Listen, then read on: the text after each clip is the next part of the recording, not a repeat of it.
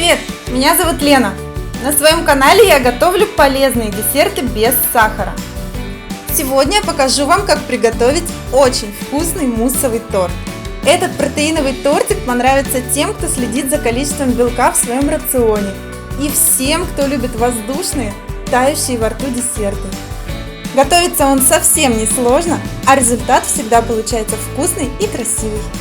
Друзья, я также готовлю для вас видео с двумя рецептами ПП крем-чиза. Один из них будет классический крем-чиз без сахара, а другой низкокалорийный и к тому же существенно более дешевый. Это видео выйдет на следующей неделе, так что подписывайтесь на мой канал и ставьте колокольчик, чтобы не пропустить это полезное видео. Первым делом приготовим простой корж. Нам понадобится 25 грамм муки. У меня это мука из зеленой гречки, но подойдет и другая. Добавляем 20 грамм протеина, 8 грамм какао, 2 грамма подсластителя, 3 грамма соды и соль, буквально полграмма. Размешиваем все сухие ингредиенты. И отдельно соединяем жидкие ингредиенты. 1 яйцо и 45 грамм йогурта. Размешиваем.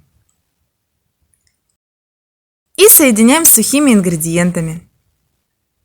Тесто перемешивается очень легко.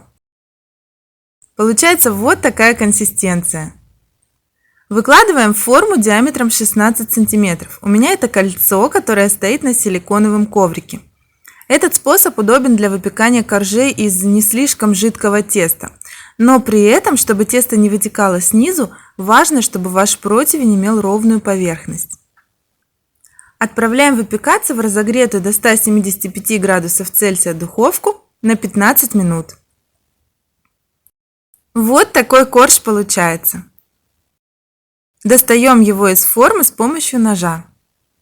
Проходимся по стенкам формы и освобождаем корж. Упаковываем его в пищевую пленку и отправляем в холодильник до сборки торта. Перед сборкой торта нужно срезать шапочку с коржа, чтобы сделать его максимально ровным.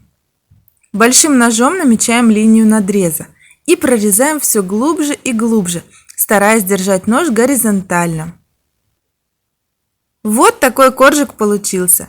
Его толщина примерно 1,5 сантиметра. Собирать торт будем в том же кольце диаметром 16 сантиметров. По стенкам проложена ацетатная лента для удобства извлечения. Укладываем корж, прижимаем. И этот корж обязательно нужно пропитать. Сам по себе он довольно сухой. В качестве пропитки у меня 50 грамм воды с лимонным соком и 4 грамма подсластителя.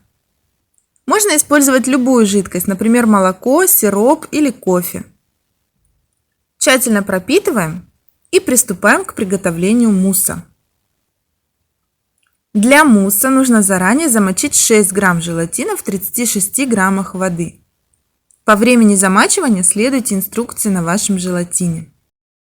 В чашу для взбивания наливаем 75 грамм воды и добавляем 10 грамм протеина. Размешиваем и оставляем набухать минут на 10. В отдельной емкости соединяем 130 грамм мягкого творога, 10 грамм подсластителя и 6 грамм сока лимона. Тщательно размешиваем. И приступаем к взбиванию протеина. Можно сразу на высокой скорости. Протеин начал образовывать пену. К этому моменту любым удобным способом прогрейте желатин до полного растворения. И тонкой струйкой горячий желатин вливаем к протеину. И взбиваем до мягких пиков. Во время взбивания мусс остывает. Когда он остынет до комнатной температуры, можно проверить консистенцию. Вот такая консистенция должна получиться. Очень пышная масса, она не должна быть неподвижна при перевороте чаши. Смешиваем с творожной массой примерно так же, как мы поступаем со взбитыми белками. Часть мусса отправляем к творогу, и перемешиваем лопаткой. Аккуратными движениями снизу вверх, а потом соединяем с основной массой.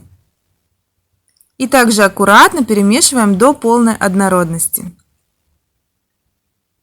Вот такой супер воздушный мусс у нас получается. Выкладываем его в подготовленную форму. Очень воздушный и мягкий мусс. И разравниваем. Чтобы по бокам не образовались пузыри, пододвигаем мусс от центра к краям. И я постараюсь придать поверхности мусса какой-то рисунок, чтобы красиво смотрелось на разрезе. Примерно вот так. Отправляем в холодильник до застывания поверхности мусса. И осталось приготовить глазурь. Для этого соединяем 24 грамма воды и 4 грамма желатина. Оставляем набухать по инструкции. В отдельной чаше соединяем 50 грамм йогурта и 35 грамм ягодного пюре. У меня это клюквенное пюре, чтобы получилось ярко. Можно взять любые ягоды, измельчить их блендером и пропустить через сито. Либо купить детское пюре без добавок. Небольшая порция ягодного пюре у меня всегда есть в морозилке.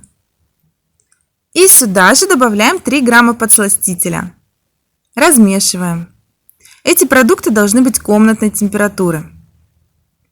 Когда желатин разбух, прогреваем его до полного растворения комочков. И немного остудите. В йогуртовую массу не стоит добавлять горячее. Выливаем и тщательно размешиваем. Получается однородная масса. Когда поверхность мусса полностью застыла, можно выливать глазурь. Немного распределяем, чтобы покрыть все края. И отправляем наш торт до полного застывания в холодильник. Суммарно тортик должен провести в холодильнике не меньше 4 часов. Снимаем кольцо и ацетатную ленту. И можно приступать к украшению. Я буду использовать глазурь молочный шоколад. Ее рецепт уже есть на моем канале. Она у меня тоже всегда есть в морозилке, расфасованная вот по таким маленьким пакетикам. Сделаю простой асимметричный дизайн. Просто покрываю линию на торте глазурью. И выкладываю декор. У меня это засушенные бутоны розы, миндальные лепестки, немного шоколада на кокосовом масле. Его простейший рецепт я недавно выкладывала. И сублимированная малина. Вот такой аккуратный тортик у нас получился. Простой и лаконичный дизайн. Давайте его разрежем. Очень мягкий, просто воздушный мусс. Аккуратный и красивый разрез. Вкусный, пропитанный шоколадный корж, легкий воздушный мусс и нежная ягодная глазурь. Это очень вкусно. Если вам понравилось это видео, ставьте лайк, мне будет очень приятно. Подписывайтесь на мой канал и делитесь этим видео с друзьями. Пока!